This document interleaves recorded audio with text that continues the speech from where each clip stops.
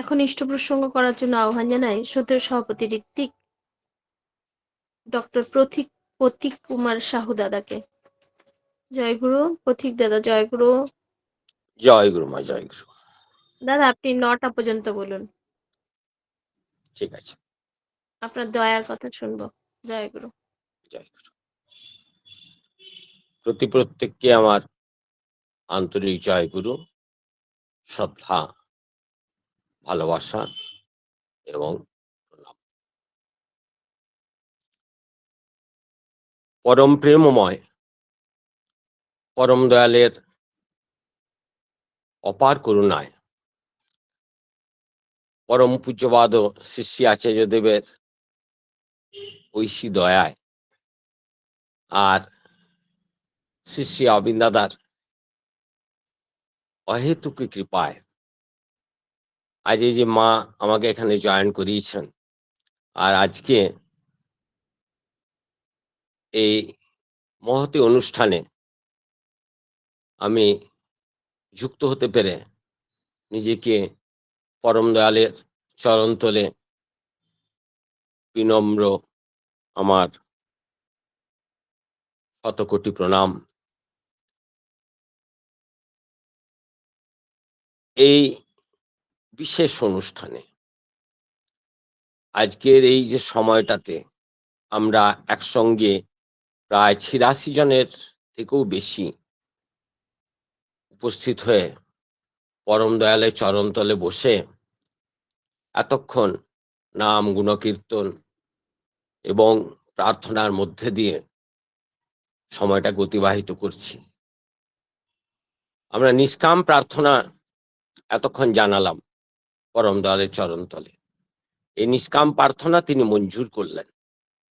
আমাদের দৃঢ় বিশ্বাস যে নিষ্কাম প্রার্থনাই তিনি মঞ্জুর করেন। সকাম প্রার্থনা তো মঞ্জুরিত হয় না। সকাম প্রার্থনার মধ্যে থাকে চাহিদা, আর সমবেতভাবে কারোর জন্য যখন প্রার্থনা করা হয় সেটা নিষ্কাম প্রার্থনা। আর সেই নিষ্কাম প্রার্থনা তার চরণে ধৌত করেছে। যারা আজকে অসুস্থ আছেন, যাদের বাড়িতে এই শুভ যে উদযাপন তা সুন্দর হয়ে উঠুক, পরম দয়ালের চরণে এই ঐকান্তিক প্রার্থনা আমাদের সমবেত ভাবে। আর যারা পরম দয়ালের অহেতুক দয়ায় তাড়াতাড়ি সুস্থ হয়ে উঠবেন, তারই তো অপার করুণায় আচার্যদেবের ঐশী কৃপায় তিনি প্রত্যেকটা যে আশীর্বাদ করেন তা অনুশাসনবাদ। এই অনুশাসনে অনুশাসিত হয়ে আমরা চললে আমাদের জীবন ধন্য হয়।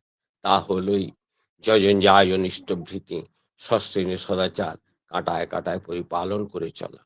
আমি যেখানটার থেকে এই বাঁকুড়া শহরের টাউনের খোদ টাউনের স্কুলডাঙ্গাতে আমার দয়ালের দয়ায় এই চেম্বারে বসে আপনাদের কাছে ঠাকুরের দয়ার কথা বলার সুযোগ পেয়েছি, আমি ধন্য, আমি কৃত্য।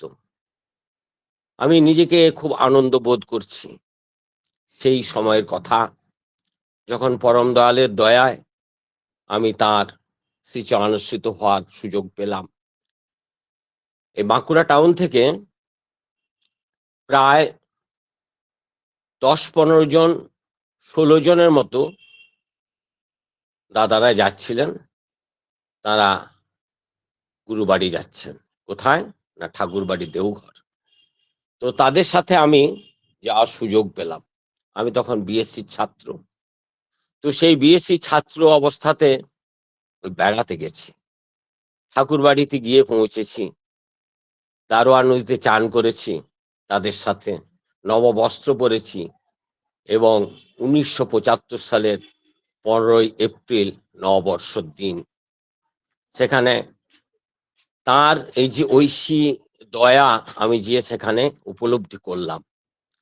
সেই উপলব্ধি করার কিরকম হলো না, ঠাকুর প্রণাম তো করলাম। ঠাকুর তো তখন 1969 সালে আড়ালে গেছেন, আর আমি গেছি 1975 সালে। তাহলে শ্রী শ্রী ঠাকুরকে কিন্তু সেই যে প্রতিকৃতি, বিশাল বড় প্রতিকৃতি, সেখানে আমরা ওদের সঙ্গে প্রণাম করলাম। করেই দেখি দীর্ঘদেহী একটি পুরুষ, তিনি বসে আছেন নাটমণ্ডপ, এটাকে বলছেন নাটমণ্ডপ, বড় নাটমণ্ডপে যে কেসিসি বর্দা বসতেন, তো তিনি বসে আছেন। অগণন দাদা মায়েরা সেখানে উপস্থিত আছেন এবং তারা লাইন দিয়ে প্রণাম করছেন, একদিকে দাদাদের একদিকে মায়েদের। আমি মেথডিস্ট চার্চে এই একটা সোশ্যাল ওয়ার্ক করতাম, এখানে মিস্টার স্পেন্সার আসতেন। এই তিনি এই সিসি সান্যাল বলে একজন ছিলেন, তার কাছে আসতেন। ওই স্পেন্সার সাহেব আমাদের বাড়িতে আসতেন এবং স্পেন্সার সাহেব এসে আমাদের বাড়িতে ওই ইংরাজিতে বলতেন, গিভ মি এই কুঁজো অফ ওয়াটার, আমার দাদাকে বলতেন। আমরা 4 ভাই একসঙ্গে একত্রিত এখন আছি এবং 16 জন মেম্বার, ঠাকুরকে নিয়ে 17 জন। তো সেই সময় ওখানে আমি সেই লাইন, তাকে প্রণাম করে লাইন ম্যানেজ করছি। এক দাদা এসে আমাকে বলছেন যে আপনি এখানটা কি করছেন, আপনি কি দীক্ষিত? বললাম আগে আমি দীক্ষিত নই, আমার ব্রহ্মচারী দীক্ষিত, কুলগুরুর দীক্ষা কিন্তু এখানে নেওয়া হয়নি। না, পুরুষোত্তমের দীক্ষা ছাড়া তো সর্বাঙ্গীন সুস্থ হয় না, সর্বাঙ্গীন হয় না। আমি শুনলাম। তারপরে ওই পঞ্চানন্দা, যিনি অমর কানন স্কুলের হেডমাস্টার বাঁকুড়ার, তিনি অ্যাসিস্ট্যান্ট হেডমাস্টার ছিলেন, তাদের সাথেই গেছিলাম। আমার সঙ্গে অনেক বিশিষ্ট মানুষরা গেছিলেন, তাদের চিনতাম না। যাই হোক, বলে ঠাকুরের নামটা নিয়ে নাও। আমাদের 2টো গুরু আছে, আবার কি করে নি, মানে সদ্গুরু নিতেই হয়। সদ্গুরু আসেন যখন, সব গুরুরই সার্থকতা, তাকে ধরলে হয় না, কুকুর ত্যাগের ঘৃণ্য কথা, এই বাণীটা তারা বলছিলেন আজ থেকে 50 বছর আগে। তো সেই বাণীটা আমার মনে আছে। তো সেই বাণীটা আজকের দিনে এই এতটা গ্রহণযোগ্য হবে আমি জানতাম না, কিন্তু তখন আমি সেটা উপলব্ধি করি নাই। শিষ্য বর্দার দিকে তাকিয়ে আছি আর লাইনটা ম্যানেজ করছিলাম। আমাকে যিনি বলছিলেন যে আপনি এখানে কি করছেন, আমি বললাম তেড়া বেঁকা লাইন, তো বাঁকুড়ার লোক, আমি বাঁকড়ি লোক, তো আমি বললাম যে লাইনটা ম্যানেজ হচ্ছে। তখন একজন এসে বলছে আরে ও তো দীক্ষাই লাইনি, তার আগেই তো যাজন শুরু করে দিয়েছে, খুব ভালো, হ্যাঁ আপনি দাদা দীক্ষাটা নেন। আমরা ওই শিষ্যি বর্দা যিনি বসে আছেন, উনি যদি বলেন তাহলে নেবো, আপনাদের কোথায় নেবো। হঠাৎ শিষ্যি বর্দা আমার দিকে তাকিয়েছেন, তখন আমি পায়ে পায়ে ওদের সঙ্গে অনেকটা সামনে চলে গেছি। তো শিষ্যি বর্দা তাদের দিকে, পঞ্চানন্দাকে বললেন কখন আলি। উত্তর দেওয়ার পর শিষ্যি বর্দা দিকে তাকিয়ে বলছি ছেলেটাকে নাম দিয়ে দেবো, এ বিএসসি পড়ে। বলছে হ্যাঁ খুব ভালো। এই ঘাড় এমন ঘোরালেন যে আমার মনে হচ্ছে যে সেই স্মৃতিটা আমার এখনো মনে পড়ছে, গোটা শরীরটা হিম হয়ে গেল। এবং তখন আমি একটা তটস্থ অবস্থা হয়েছি, তাকে দেখে, তার যে মানে শরীরটা দেখে যেন মনে হচ্ছে ভেতর থেকে যেন একটা বিরাট আলোর মতো আসছে।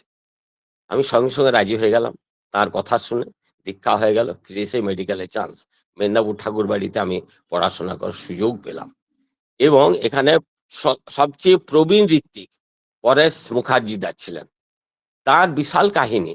ঠাকুরের কাছে গেছেন ওই যাত্রা করতে করতে, ঠাকুর তাকে পরবর্তীকালে ওই দীক্ষা পাঞ্জা সবকিছু দিয়ে এবার তিনি পাঠালেন বাঁকুড়াতে, যে বাঁকুড়া দেখ। তার আগে অনেকেই ওয়ার্ক করে গেছেন।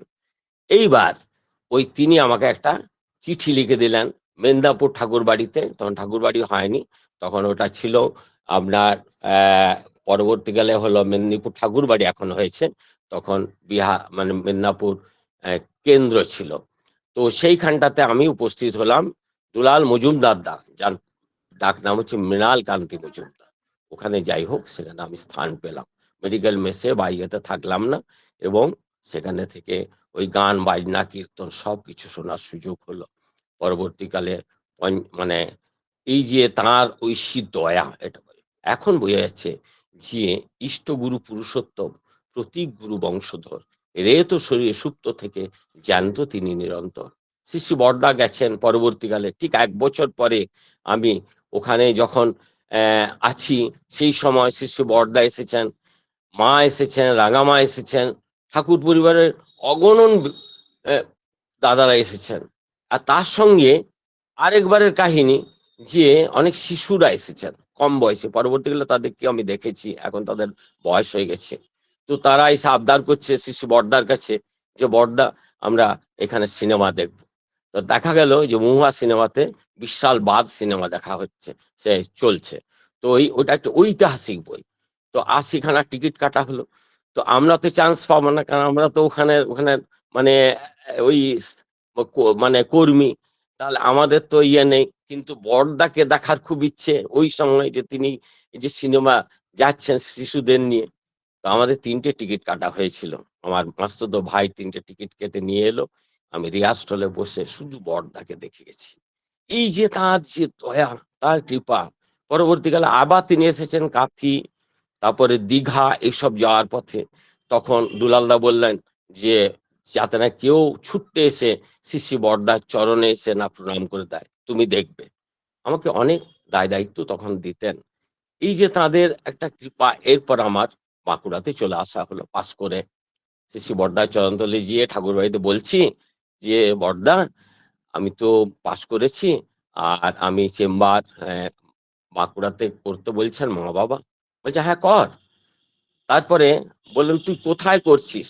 দিয়ে আবার গিয়ে বললাম যে রুম পাচ্ছি না। তিনি বললেন যে রুম খোঁজ পাবি। পেলাম। এরপরে তিনি আবার বলছেন যে তুই মেদিনীপুরে চেম্বার করছিস না? বললাম আগে ওখানে শুরু করেছি। তো বলছে দুটোই করবি, এখানটাও কর ওখানটাও কর, যেটা ভালো চলবে সেটা রাখ। যাদবপুর ইউনিভার্সিটিতে পড়তে চলে গেলাম পরবর্তীকালে। ওখানে ওই যে রতিরঞ্জন দত্তদা ছিলেন গডফা মেন রোডে।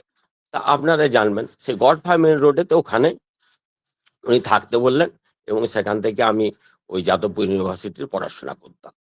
তাহলে পরবর্তীকালে এসে এই যে বহুবার ঠাকুর বাড়ি যাতায়াতের পরে এই শ্রী শ্রী বড়দার পরবর্তীকালে বাঁকুড়াতে আসার সুযোগ হলো।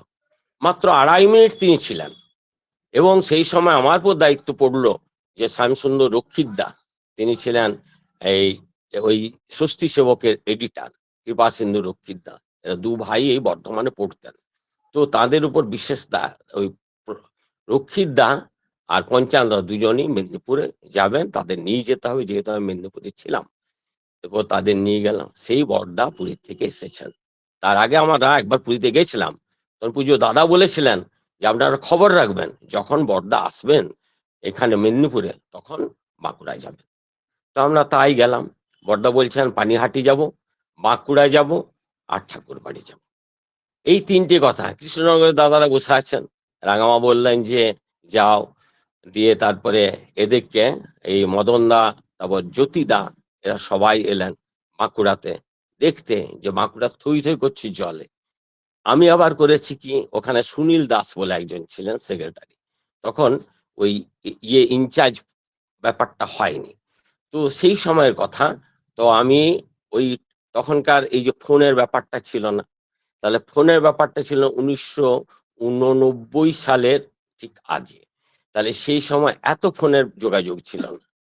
আমি একটা ফোন সুনীলদার মাকে ওই মেদিনীপুরে যে ইয়ে জজ কোর্টের কাছে একটি পোস্ট অফিস থেকে, সেখান থেকে করলাম। বললাম এক্ষুনি চলে যান আপনি, সুনীলদাকে যে বলুন, তার মাকে বললাম, তো যাতে খানা খন্দগুলি চোবানো যায়। পরবর্তী শিষ্য বড়দা এসেছিলেন, ২.৫ মিনিট ছিলেন। এই ২.৫ মিনিটের ভিতরে কিন্তু আমরা অত সুন্দর করে করতে পারি, কিন্তু তিনি দয়া করে গেলেন। শিশু বড়দা একবার মেদিনীপুরে এসেছেন, তখন দেখা যাচ্ছে হর্টিকালচারের একজন বিশিষ্ট ভদ্রলোক, তিনি উড়িষ্যাতে থেকে এসেছেন, এবং তিনি বড়দাকে দর্শন করে ওই সিগারেট ছেড়ে দিয়েছেন ৩ দিন ধরে। আর বড়দা তখন ৩ দিন ধরে আছেন। তো তার এই যে দৈবী দয়া, আমি শুনেছি শঙ্কর চক্রবর্তী মহাশয়ের কাছে, তিনি এখনো আছেন, ৮২-৮৪ বছর বয়স, শ্রী বড়দার কাছে তিনি স্নেহধন্য, পুজো দাদারও, এবং আমরা প্রত্যেকেই দয়ালের দয়া পাচ্ছি। তো সেই সময় বহু মানুষ ওই বড়দাকে দর্শন করে, বড়দা একবার বললেন যে সিগারেট না খাওয়াই ভালো, তো তাকে দেখে সিগারেট ছেড়ে দিয়েছেন। পরবর্তীকালে এই মেদিনীপুরে ওই দাদাও কিন্তু সেই পরিত্যাগ করলেন। আমি তার সঙ্গে ডাইরেক্ট কথা কয়েছিলাম আজকের দিনে। এই যে পুজো দাদা শ্রী বড়দা এত মন্দির করলেন, আর পুজো দাদা এত এত যে মানে দীক্ষার ঢল নামিয়ে দিলেন। বর্তমান আচার্যদেব ৫০০ মানে একদম ৫ লক্ষ কাছাকাছি 5 লক্ষর কাছাকাছি যে দীক্ষা দিলেন, পুজো দাদা খুব খুশি হয়েছেন। কিন্তু একটা কথার দিয়ে তিনি ফিলান্থ্রপিতে চলে গেলেন। দেখলেন 3 মাস পার হয়েছে। 3 মাস পার হওয়ার পরে তিনি বলছেন যে, "বাবা খুশি হয়েছে, কিন্তু আমি খুশি হইনি। কেন আমি দেখে এলাম এই 5 লক্ষ মানে 4,40,000 তদূর্ধ্ব, প্রায় 5 লক্ষর কাছাকাছি। বাঁকুড়াতেও হয়েছিল সেই সময় প্রায় লক্ষাধিক দীক্ষা বাঁকুড়ার টাউনেতে। তাহলে এই এত দীক্ষা হলো, কিন্তু ইষ্টভৃতি পাঠাচ্ছে 5%। How it is possible?" এই যে ব্যাপারটা, তারপরেই ডিপি ওয়ার্ক শুরু হয়ে গেল। আজকে অবিন দাদা এই ডিপি ওয়ার্ক করাচ্ছেন। আমরা প্রত্যেকে যাতে সুন্দরভাবে এই ডিপি ওয়ার্ক করে সেই তার হারানো মানুষগুলোকে আবার যাতে আমরা যুক্ত করে দিতে পারি, এই আমাদের একমাত্র প্রার্থনা। সেই অটলদার কথা মনে পড়ে আপনাদের। অটল শাহ তখন বাংলা অবিভক্ত ভারতবর্ষ, তিনি অভিমান নিয়ে চলে গেছেন কলকাতায়। বহুদিন ঠাকুর বাড়িতে ঠাকুরের চরণতলে ছিলেন। তা তিনি অভিমান নিয়ে চলে গেছেন। পরে ঠাকুর আনচান করছেন যখন তিনি চলে এলেন 1946 সালের 2রা সেপ্টেম্বর। পরবর্তীকালে ওই অটল শাহ আসছেন, আর শ্রী ঠাকুর আনচান করছে, ওই অটলা আসছে, ওই অটলা আসছে। তারপরে তিনি কেষ্টদাকে বলছেন, "কেষ্টদা, আপনি সবকিছু ঠিকঠাক করেন, হ্যাঁ, আমার অটল আসছে, ওকে সবকিছু, হ্যাঁ, তার খাওয়া দাওয়া সবকিছু সুন্দর করে যেতে হয়, তার পোশাকের জন্য আর বাজার থেকে পোশাক নিয়ে আসল শতচ্ছিন্ন পরিবেশ, মানে ছিন্ন এই অবস্থাতে তিনি আসছেন। তিনি ঠাকুরকে প্রণাম করে একটু দূরে বসলেন। আর ঠাকুরের কি আনন্দ! তিনি বললেন যে, "ঝাঁকের কই, ঝাঁকেই ফিরে এল।" আজকে আমরা পুজো দাদার কথা কতভাবে আমরা জানতে বুঝতে পারছি। এই যে দাদা, এক দাদা তিনি হারিয়ে গেছেন, কিন্তু তাকে যে ফিরে পাওয়ার জন্য তার আকুলতা ব্যাকুলতা। একটা মা, তিনি যে কত কষ্টের মধ্যে আছে, কত প্রত্যেকটি ইষ্টভীতির পয়সা তিনি রেখেছেন এক এক জায়গায়, তা সেইটা পাঠাতে পারেননি। এই যে খুঁজে পাওয়া, তারপরে তার কাছে এসে সেটা ঠাকুর বাড়িতে এসে মানে দেওয়া, আমাদের এইটাই কাজ। এই ডিপি ওয়ার্কটাই কাজ। ডিপি ওয়ার্ক মানে আর কিছু না। দীক্ষা চেয়ে মানে নিজেকে চরিত্রায়িত করে তার চরণে সেই মানুষগুলোকে ফিরিয়ে দেওয়া। আমরা ধন্য, আমরা কৃত্য, আমরা কৃতার্থ। বহু মানুষ আজকে পৃথিবীর প্রায় 800 কোটির মানুষ ঠাকুরকে পায়নি। এমনও দেখা যাচ্ছে যে ঠাকুরকে পেয়েও তারা ঠাকুরকে বুঝতে পারছে না। আমাদের জয়জন করা, ইষ্টভীতি কাটায় করা, এবং তিনি আসেন ভোর 4টার সময় হাত পাতেন, ইষ্টভীতি গ্রহণ করেন।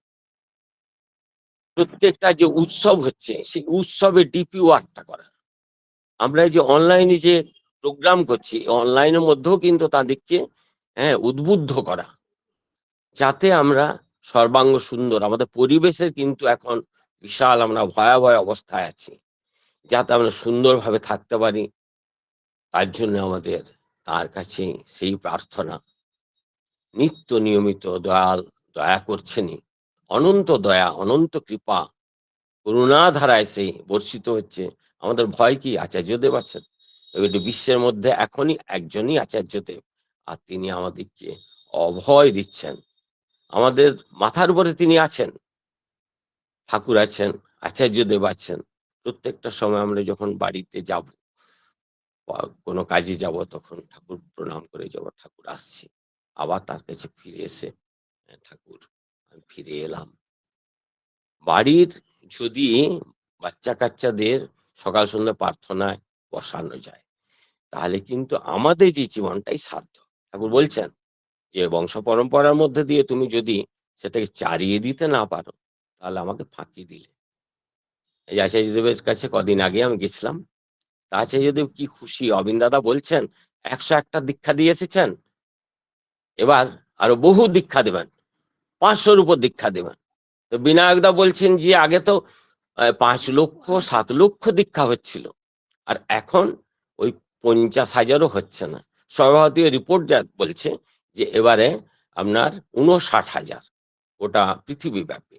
আর এখানে হয়েছে 55 শান্তি ইন্ডিয়াতে। নেপাল কিছু হয়েছে, বাংলাদেশ কিছু হয়েছে এবং বিভিন্ন জায়গায় বিভিন্ন মানে যে কান্ট্রি গুলোতে দীক্ষার সংখ্যা কমছে। ডিপি ওয়ার্কটাকে সুন্দরভাবে করলে কিন্তু দীক্ষা হবে। ডিপি ওয়ার্ক বাঁকুড়াতে 25 তারিখে উৎসব আছে কেশাকুলে, যে কেশাকুলে শ্রী বর্দা এসেছিলেন। সেখানে বিশদভাবে আচার্য ভবন হয়েছে, নাট মণ্ডপ আছে। আপনারা সবাই একবার ঘুরে যাবেন, অনেকেই হয়তো ঘুরে গেছেন। আমার এই ঐকান্তিক প্রার্থনা রইল আপনাদের কাছে। সবাই ঠাকুরের কাছে প্রার্থনা করি সবাই ভালো থাকুন, সুস্থ থাকুন। আমি তো সেই চেম্বারে বসেও সেই সব কথা বলছি, কি বলতে কি বলে ফেললাম। আপনারা আমার কথাকে একটু সেভাবে যদি ভুল ত্রুটি হয়ে থাকে ক্ষমা করে দেবেন। সবাইকে জয় গুরু। দাদা আরো সময় ছিল তো? মানে এরপরে আর একটা তাহলে গল্প বলে শেষ করি, ঠাকুরের গল্প, আচার্যদেবের বর্তমান 2 মিনিট। তো তিনি বলছেন আচার্যদেবের কাছে এক মা, তিনি খুব আরতি নিয়ে গেছেন। তো আচার্যদেবের কাছে আরতি নিয়ে গিয়ে তিনি কান্নাকাটি শুরু করেছেন। তার স্বামীর 2টি চক্ষু নষ্ট হতে বসেছে, মানে কমপ্লিট গ্লুকোমা হয়নি, পার্সিয়াল গ্লুকোমা থেকে কমপ্লিটের দিকে যাচ্ছে। সমস্ত ডাক্তার বললো এই রেটিনা ছিঁড়ে গেছে, এটাকে আর সেভাবে পুনরায় আনা যাবে না। তো তিনি আকুল ভাবে ডাকছেন। সেই সময় কি হয়েছে, আমার সঙ্গে পরিচয় ছিল ওই দাদার মায়ের। তো সেই দাদা বলছেন যে আমার তো চক্ষু গেলই, আর তুমি শুধু যাজনে যাজনে বেরিয়ে যাচ্ছ, এটা কি করে হয়? তো তিনি বললেন যে ঠাকুরের দয়াতে তুমি বিশ্বাস করো, এই তোমার চক্ষুও ভালো থাকবে। তিনি বললেন কি, ওই দাদার জন্মদিন, তখন পূজ্য দাদার জন্মদিনে 2-3 বছর আগের কথা, 4 বছর আগের কথা। তো আমাকে নিয়ে বেরিয়ে গেলেন। আমরা ওই দাদাকে নিয়ে আর ওই মাকে নিয়ে, তিনি ছিলেন ওই চ্যাটার্জি দা, সুব্রত চ্যাটার্জি। তো একটা জায়গায় 50টা দীক্ষা হলো। আর এইখানে যিনি বসে আছেন, আমাদের যে টোটোতে নিয়ে গেছিলেন, সেই বাবলু, তিনি তিনি আমাদের নিয়ে যেতেন। তো সারা দিন রাত্রি ধরে তখন দীক্ষা হতো। 50টা দীক্ষার পরে আমরা ফিরে এলাম। আবার তার তিথির দিনেতে, জন্ম তিথির দিনে ওই একই 50টা।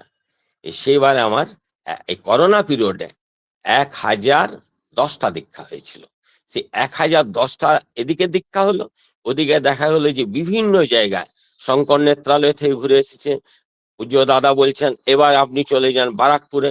বারাকপুরে হচ্ছে, বারাকপুরের ডক্টর বলছেন যে আপনার তো এই অবস্থাতে কিছুই করা যাবে না। তারপরে আবার ওভার ফোন একটা গেছে ওখানে ঠাকুর বাড়ির থেকে, যে ওটাতেই হবে। তখন তারা আবার বিশেষভাবে পদ্ধতিতে চিকিৎসা শুরু করেছে। ওই দাদা আজকে সম্পূর্ণ সুস্থ। দেখা যাচ্ছে ইষ্ট কাজ নিয়ে যারা থাকে, ইষ্ট কাজ নিয়ে থাকে, ওই যে সেই ঘটনাটা, যে দাদা বেরিয়ে যাচ্ছে, তার ছেলে বলছে যে বাবা আমার ছেলেটা অসুস্থ, তোমার নাতিটা অসুস্থ, আর তুমি বেরিয়ে যাচ্ছ। তখন 1 মিনিট দাঁড়ালো, তারপর তিনি পাঞ্জা দণ্ড নিয়ে বেরিয়ে গেলেন। দীক্ষা কার্যক্রম করে যখন ফিরছেন, তখন ছেলে এসে বাপের পায়ে কান্নাকাটি করছে যে বাবা আমি ভুল করেছিলাম, ওই ঠাকুরের কাজে যে তুমি বেরিয়ে গেলে। ছেলেটাও সম্পূর্ণ সুস্থ হয়ে গেল। 106 ডিগ্রি জ্বর, সেটাও কিন্তু সুস্থ হলো। ডাক্তাররা ঠিক মতো ওষুধ দিতে পারলো। এটা কার দয়া?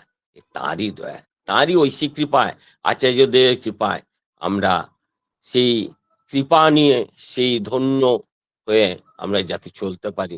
প্রত্যেকে সকাল সন্ধ্যা প্রার্থনা, শ্রী বর্দা আমাদের বাড়ির প্রতি বলেছেন যে যে বাড়িতে সকাল সন্ধ্যা প্রার্থনা হয়, যে বাড়িতে নাম ধ্যান হয়, যে বাড়িতে ঠিকমতো ইষ্টবৃত্তি করে, এবং যে বাড়িতে কলহ বিবাদটা হয়ই না, আস্তে আস্তে নাম ধ্যান করলে সেই বাড়ির অকল্যাণ কখনো হয় না। বরং তাদের বাড়িতে এসে যারা আসে তারা আশ্রয় পায়। এই আমরা আশ্রয় পেয়েছি পরম দয়ালের দয়ায়। আমরা ভালো থাকবো, সুস্থ থাকবো, সুস্থ জীবনযাপনের অধিকারী হয়ে চলতে পারবো। পরম দয়ালের ঐশী দয়াতে আমরা বাঁচবো, বাড়বো, বৃদ্ধির পথে এগিয়ে যাব। ওই ইষ্ট চেতন ব্যক্তিত্বটা, মন্ত্রে চেতন মন, ইষ্টভৃতি দীক্ষা চেতন, সেবায় চেতন ধন। ইষ্টভীতিকে নিখুঁত ভাবে করতে হবে, তাহলে কিন্তু বাকি সব কাজগুলো আস্তে আস্তে আস্তে আস্তে হয়ে যাবে। আর বাচ্চা ছেলেদিকেও ওই 5 বছর 6 বছরেই নাম, আর 11.5-12 বছরেই দীক্ষা। আমার পাঞ্জার পরে বিঙ্কিতাকে জিজ্ঞেস করলাম, তিনি সবাইকে নিয়ে বসছেন, 250 এসপিআর, তো প্রত্যেকে একটা করে জিজ্ঞেস করছেন। আমি একটা জিজ্ঞেস করি, প্রকৃত দীক্ষার বয়স কত? বিঙ্কিতা আমাকে বললেন 11 বছর 1 দিন হলো আপনি দিতে পারবেন। তারপরে থেকে বহু ওই কম বয়সী ছেলেগুলো দীক্ষা, এবং তারা ঠিক মতো ইষ্টভীতি করে যাচ্ছে। আপনাদের কিছু সর্বনিম্ন অনুরোধ, এবার আমাকে 500 দীক্ষার কথা বলেছেন অবিন দাদা, এই মাত্র স্বল্প টার্ম, 2 মাস মাত্র টাইম আছে।